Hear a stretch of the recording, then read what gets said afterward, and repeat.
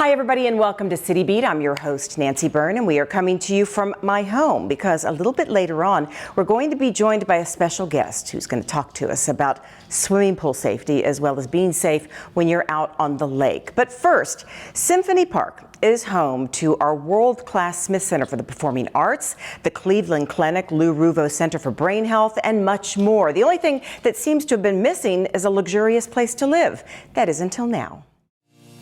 Welcome to Park Haven, the first multifamily residential property to be completed in Symphony Park. It's 290 units, 17 different floor plans, including studio apartments and 1- and 2-bedroom homes. When fully completed, there will be an outdoor pool, 4,200 square feet of retail, and so much more. At a ribbon-cutting ceremony on May 11th, the development manager from Aspen Heights explained the goal was to give those who choose to live in Park Haven a slice of serenity in the middle of our exciting 24/7 downtown. For the residents who live here, we wanted to create something that's in proximity to the Las Vegas Strip, but also as a beautiful retreat. It's just as luxurious as the resorts that we all work in and visit and have dinner in, but at the same time, we wanted to create that luxury residence off the Strip. Mayor Carolyn Goodman said this was just one more amazing accomplishment for our downtown at a time when we all needed something reassuring us we're a strong and resilient city. We had a groundbreaking June 20th, 2020. This is May 11th, 2021. We've all been on our knees with COVID everywhere. And you went right on through and you brought this home in less than a year. Awesome. I mean, awesome.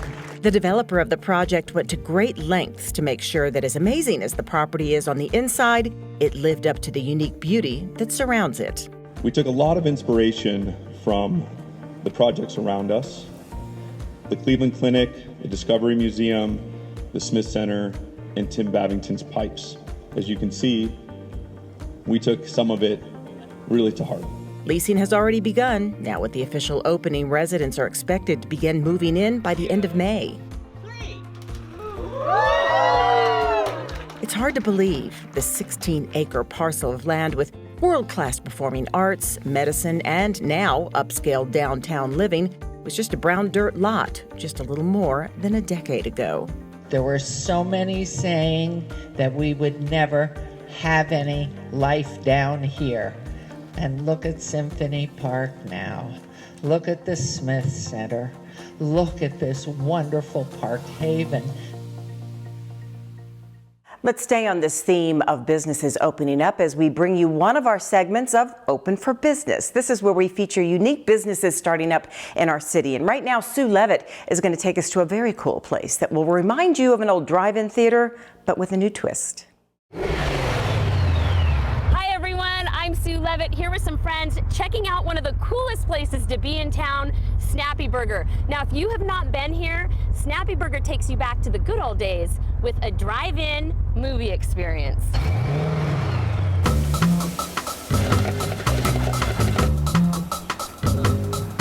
Getting out of the house to enjoy dinner and a movie has been no simple task since coronavirus spread throughout the world.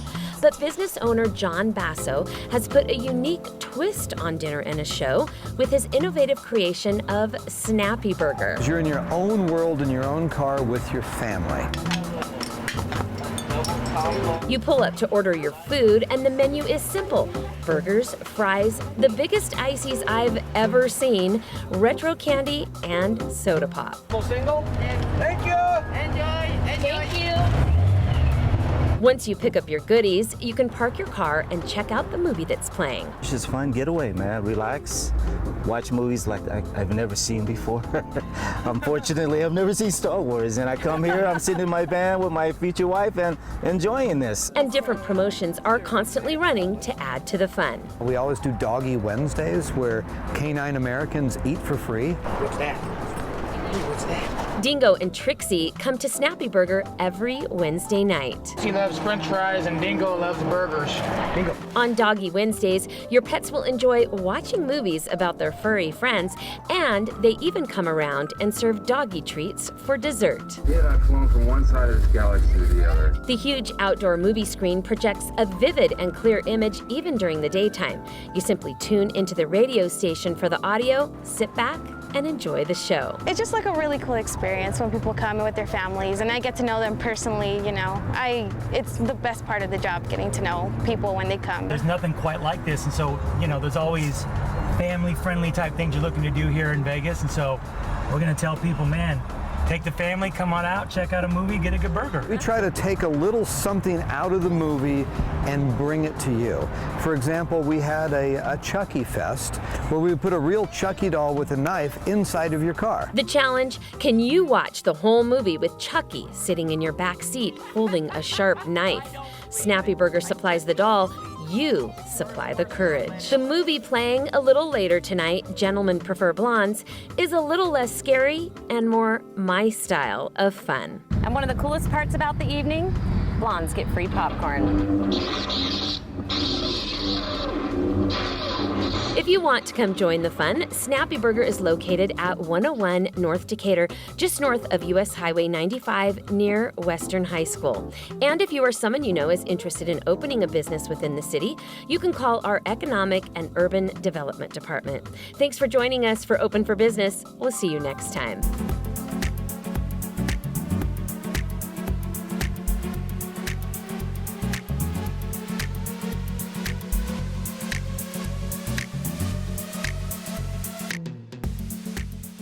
Thank you, Sue Levitt, for that story. Well, as we've seen in this program, and we've seen over the years, Las Vegas is a city that constantly evolves and reinvents itself. It's a city that faces challenges and doesn't just survive, but thrives. You're going to see this very clearly in the latest installment of a series of documentaries on the city of Las Vegas. This one looks at the 1930s. When the rest of the country was facing the Great Depression, people were fleeing to southern Nevada, where they found work during the day and an expanding entertainment district at night.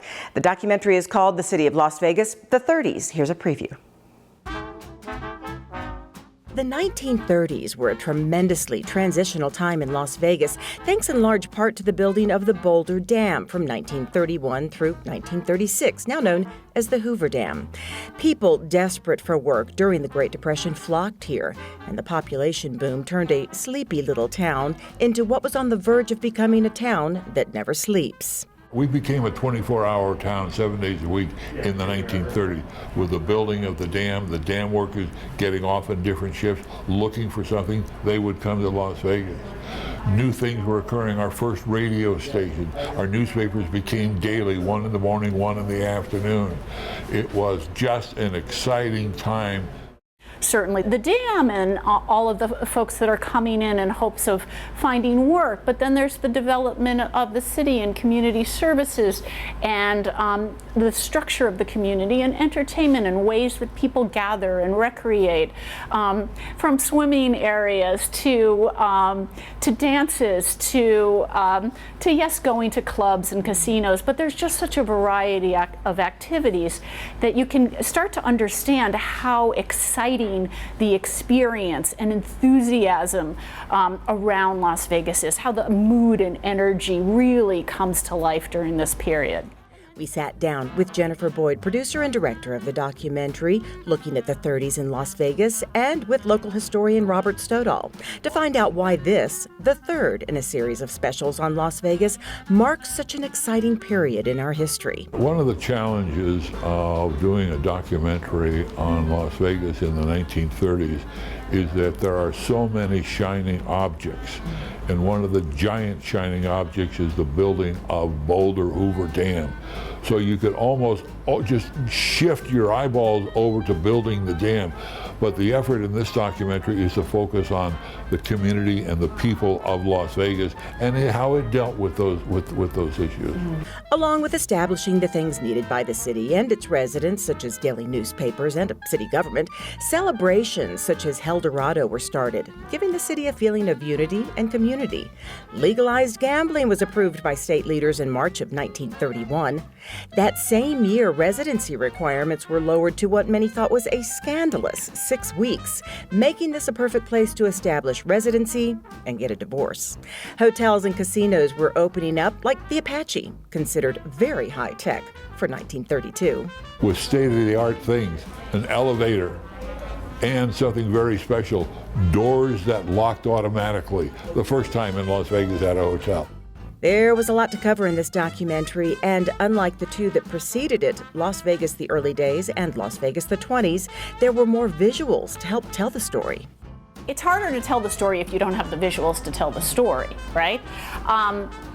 What is wonderful about this period is now we truly do have the moving images. We had a few moving images in the 20s that made a difference, but now you can really see the difference. Boyd produces for PBS and PBS International, and she did not reach such success without being a stickler for detail and, above all, accuracy.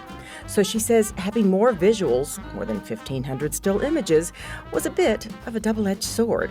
Because sometimes we'll go through archives or family photos and they may be documented in a way that everybody is convinced that that's what we're seeing, when in fact it's not the case. So one thing that's very important to me is I know this is a once in a lifetime opportunity to tell this story, and it's really important to get it right.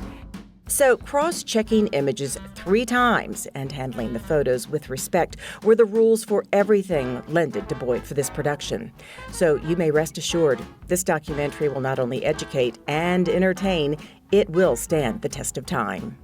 Can you imagine how special a place this is during that period of time when the rest of the country is really suffering in a lot of ways, and there is this one bright spot in the middle of the desert that's unlike anywhere else in the United States. And I just can't tell you what an exciting opportunity it is to tell that story. This documentary and the previous 2 on the city of Las Vegas were funded by the Commission for the Las Vegas Centennial. Now, the commission uses money generated from those special license plates that you pick up from the DMV, honoring our city's centennial. We're going to take a quick break, but before we do, we want to send out a huge congratulations to one of our City of Las Vegas school teachers. Juliana Urtabe has been selected out of all the teachers across the country as the National Teacher of the Year. She's a teacher at Kermit R. Booker Elementary School, one of the city's reinvent schools. She serves as a co-teacher in pre-kindergarten through 5th grade special education settings. An educator for 11 years, we are so fortunate to have her here in our city at one of our city's reinvent schools. Congratulations, Juliana. We're going to be speaking with her at great length on our next City Beat. Meanwhile, we're going to take a break, and when we come back, we're going to head outside and talk to a member of Las Vegas Fire and Rescue to find out how your cool fun can stay safe. Congratulations to the City of Las Vegas Employee of the Month, Tammy Counts. Tammy is a senior human resources analyst and has been indispensable in navigating the city through so many new federal guidelines for the Families First Coronavirus Relief Act. Tammy developed the processes and the application forms needed for employees to apply for the benefits of the program. She also saw to it that the information was included in the city's leave policies. That included a lot of communication with the Department of Labor for clarification of details, and many internal meetings to be sure this was relayed clearly to city employees. Tammy's leadership and countless hours over the last year ensured employees were up to speed and cared for during this trying time. For her kindness and commitment to her fellow employees, we say thank you and congratulations to Tammy Counts, the City of Las Vegas Employee of the Month.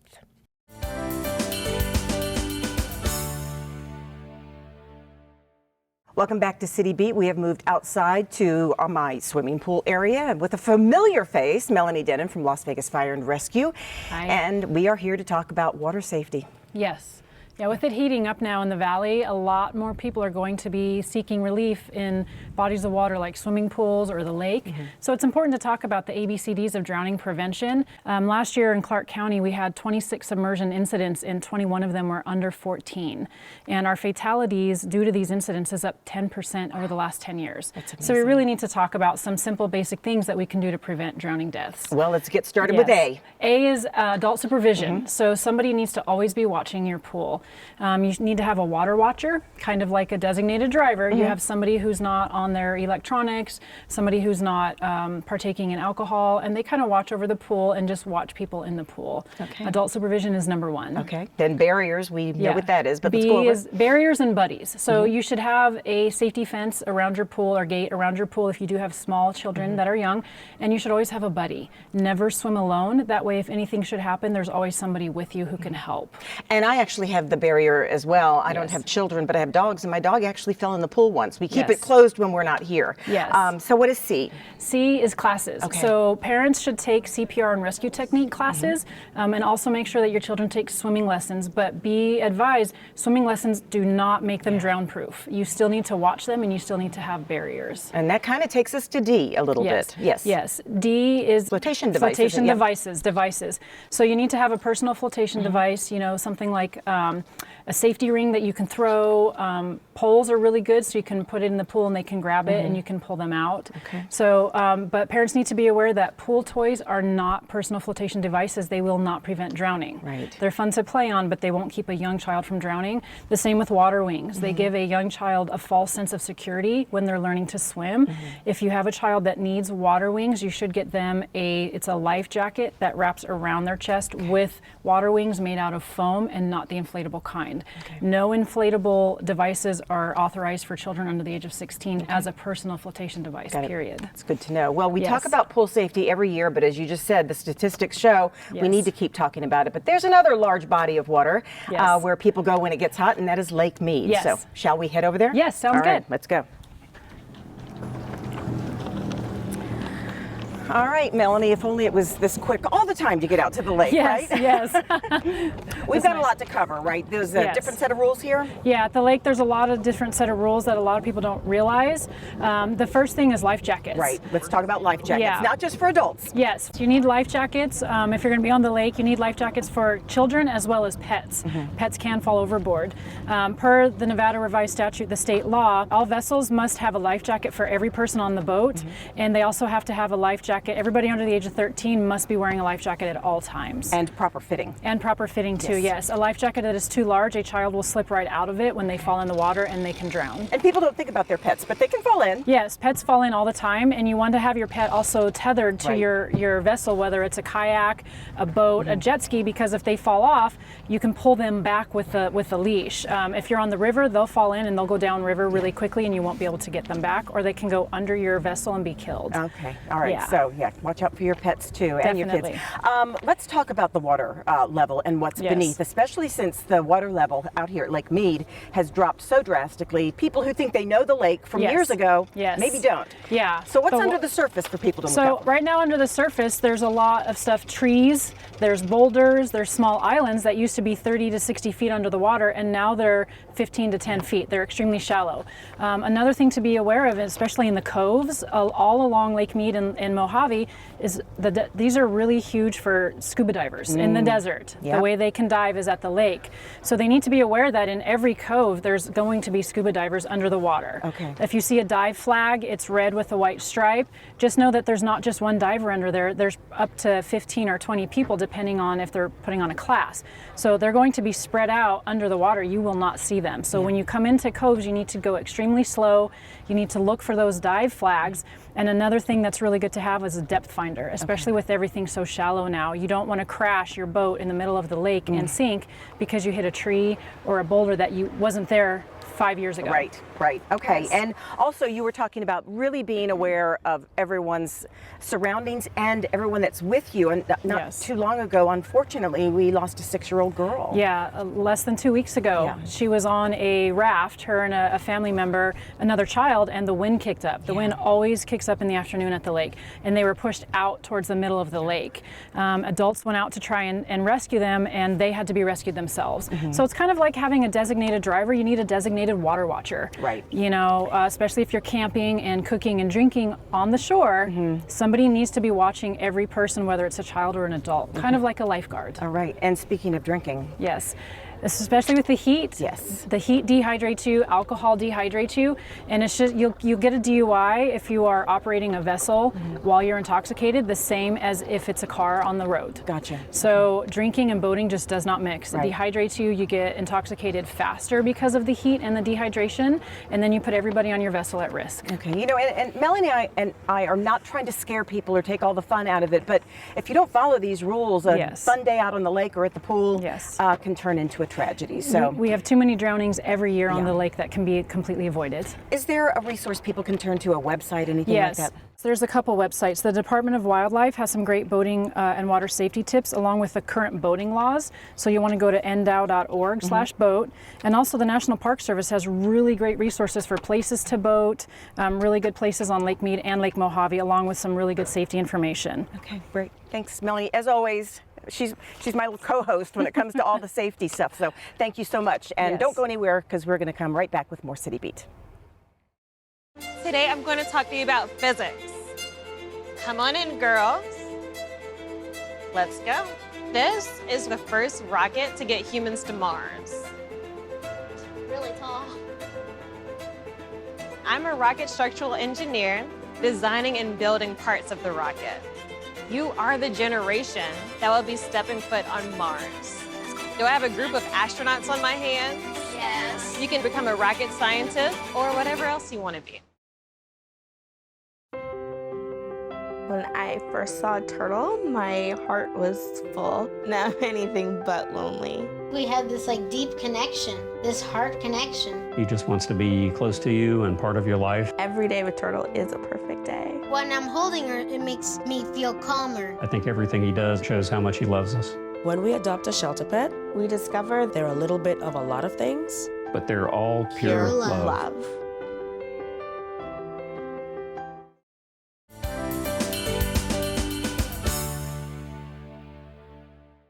Welcome back to City Beat. I have moved inside where it's just a little bit cooler. Now, in that last segment, we talked about escaping the heat. Well, humans can do that, but what about our pets?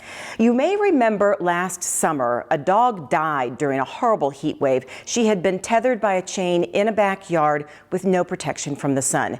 It generated outrage in the community. It also generated Lily's Law, strengthening animal cruelty laws. Now, it did not happen in the city limits of Las Vegas, but our city leaders took action to strengthen our animal cruelty laws as well. The heat in Las Vegas is not only uncomfortable, it can be deadly. In August of 2020, during a heat wave, a dog named Lily became the victim of that scorching sun and died while chained in her backyard. Outraged residents protested, creating Lily's Law in other jurisdictions. As you'll note on page 1 for the council member's copy, I pointed out in yellow the request that we received at the last council meeting from citizens for a proposed First Amendment. And although it did not happen in Las Vegas city limits, our city leaders made a bold move at the May 5th City Council meeting to make sure it never does by passing Bill 2021-14. Strengthening the laws pertaining to tethering pets outdoors in the heat and seeing to it that anyone who harms or kills an animal in any way be forbidden from having a pet for 5 years. The vote came after an outpouring of public input, read by our city clerk, Luann Holmes, and Assistant City Attorney, Jeff Doracak. Too many animals have suffered these harsh injustices, and it really takes a mental toll on all of us who are called upon to assist animals who don't deserve these life sentences of torture and abuse by people who are supposed to love and take care of them. Please help protect our animals, create consistency across Southern Nevada by limiting tethering of animals to 10 hours in a 24-hour period, as Clark County and NLV have adopted locally. While our hope is that every dog would share a home with his or her human family. We understand that this is not always the case, so it is important that dogs who live outdoors be protected. I would further encourage you to prohibit contact with animals for those who are convicted of certain misdemeanors cruelty charges. It is incumbent upon us to do better for our Valley's pet population, and we know that societies are judged by how they treat the most vulnerable among them. Next to our children, seniors, and veterans, our animals must depend upon us and you, the elected officials, to keep them safe. The bill was supposed to be voted on at the previous meeting, but council chose to obey it so they could add to it based on public feedback. Here is where the ordinance stands now. It gives municipal court judges the power to prohibit a convicted animal abuse defendant from possessing any animal, residing in any household where an animal is present, or working or volunteering anywhere where they might have access to animals for a period of up to 4 years. If an animal dies from that defendant's abuse, the same holds true, but up to 5 years instead of 4. Pets can only be tethered outdoors 10 out of 24 hours. That's down from 14 hours out of 24. When the temperature reaches 105 degrees, there must be 2 sources made available to an outdoor pet, such as a kiddie pool, swamp cooler, or misting system.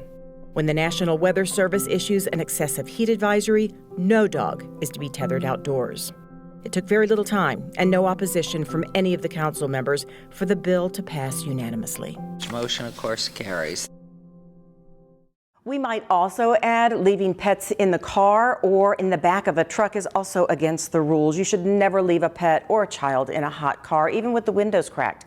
It will get hot in there quickly and dangerously, and within minutes can be deadly. Well, keeping our residents safe at our swimming pools is also a top priority at the city. That's why we're looking for lifeguards right now so that we can make sure all of our pools are fully staffed. So if you're looking for a part-time summer job, now's the time to sign up. It's fun and rewarding, and if you don't believe me, take it from the people who have spent their summers protecting people poolside. You may know Sue Levitt as on-air talent and producer at KCLV TV. And while she loves her job with the city, there was another city job she loved too, a job that helped her save money during high school and college. I was a lifeguard for the city of Las Vegas. I worked for Baker Pool. I worked there every summer, so it was perfect because I would go to school through the school year, and then I would work there over the summers, and the lifeguarding jobs are the most fun summer jobs. Sue says it was not only fun, it taught her life lessons, which is why she encouraged her kids to do the same thing each summer. Not only did I lifeguard all through high school and college, but now my kids are also lifeguards. Not only is a lifeguarding job a really fun summer job, but it's always good to know those skills and to know CPR and to know how to rescue a child or anybody for that matter if they are drowning. So those are skills that you can use for the rest of your life. Rachel Harmon is now an aquatic specialist with the city. She too started out as a lifeguard, and she says the city is looking for more people to get on board. In fact, the city is looking pretty hard. We will train you in CPR, first aid, AED, and lifeguard training. You'll learn all of the rescues that our staff do in case there's emergencies at the pool. You'll learn everything from first aid care for binding and splinting injuries to rescuing drowning victims. There are some requirements. You can take the classes at 15 years of age, take the job with the city at 16, and stay as long as you are physically able. In fact, many of the guards and pool managers with the city are active adults who are retired or just working here part-time. You do have to be a strong swimmer. You have to be comfortable in deep water, and you have to be willing to save someone. For Sue Levitt, it was a great experience growing up. In fact, so great, she has sort of come full circle. Of course, after I graduated college, worked in TV, and just about 4 years ago, found myself back right here working for the city of Las Vegas again. As an added incentive, the city of Las Vegas will reimburse anyone who takes their lifeguard training from the city and then works at a city pool. There's another training coming up May 21st and 22nd. To find out more and to apply, go to lasvegasnevada.gov/jobs. Well, that does it for another City Beat. We want to thank you for joining us. Do enjoy your summer, but do be safe. We'll see you for the next City Beat.